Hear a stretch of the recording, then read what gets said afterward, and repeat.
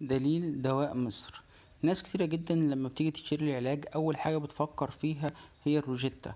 عايز أشوف الآثار السلبية للعلاج، عايز أشوف دواعي استخدام العلاج دوت، عايز أشوف الجرعات الآمنة في العلاج دوت. كل الحاجات ديت ما بتقدرش تعرفيها قبل ما تشتري العلاج، لازم تشتري العلاج الأول. طبعا التطبيق دوت بيساعدك انك تدوري على اسم العلاج وتشوفيه هل هو مناسب للسكر، هل هو مناسب للضغط، لان مش كل الدكاتره بيكتبوا له علاج وهم عارفين ان حضرتك عندك سكر او عندك ضغط او عندك حساسيه من الانسولين او عندك حساسيه من كذا او من كذا. كل الحاجات دي هتلاقيها في الروجيتا بتاعت اي علاج، ومش هينفع اشتري العلاج وبعد كده شويه اروح ارجعه. تبقى حاجه مش ظريفه خالص، خصوصا لو دفع بالفيزا يقول لك يا فندم مش هينفع ارجع لك الفلوس على الفيزا تاني.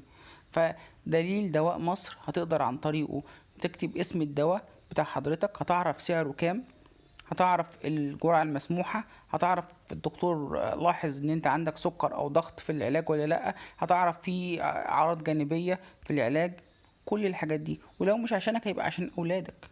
لو ما كنتش تعرف التطبيق قبل كده وعرفته من خلالي، شير ولايك وسبسكرايب. لينك التطبيق اسيبه لكم في الديسكريبشن.